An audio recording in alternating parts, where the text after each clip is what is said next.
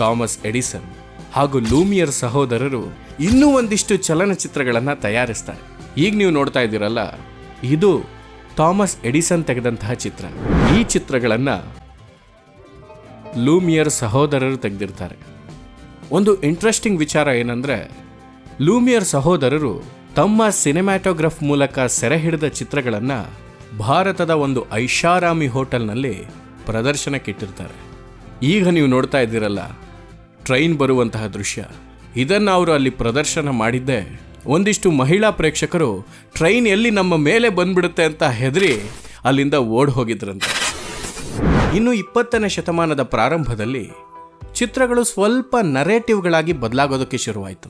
ಚಿತ್ರಗಳ ಮೂಲಕ ಬರೇ ಸನ್ನಿವೇಶನ ಕ್ಯಾಪ್ಚರ್ ಮಾಡೋದ್ರ ಬದಲು ಅದರಲ್ಲಿ ಕಥೆಗಳನ್ನು, ಒಂದಿಷ್ಟು ಪಾತ್ರಗಳನ್ನು ಸೆರೆ ಹಿಡಿಯೋದಕ್ಕೆ ಪ್ರಾರಂಭ ಮಾಡಿದ್ರು. ಸಿನಿಮಾ ಕೇವಲ ಸನ್ನಿವೇಶಗಳನ್ನು ಸೆರೆ ಹಿಡಿಯೋ ಟೂಲ್ ಅಲ್ಲ, ಕಥೆ, ಕಾದಂಬರಿ, ನಾಟಕದಂತೆ ಒಂದು ಕಲಾ ಮಾಧ್ಯಮವಾಗಿ ಹೊರಹೊಮ್ಮಲು ಪ್ರಾರಂಭ ಆಯಿತು. ಆ ಸಮಯದಲ್ಲಿ ಬಂದಂತಹ ಒಂದಿಷ್ಟು ಪ್ರಮುಖ ಚಿತ್ರಗಳೆಂದರೆ trip to the moon, the great train robbery, birth of a nation.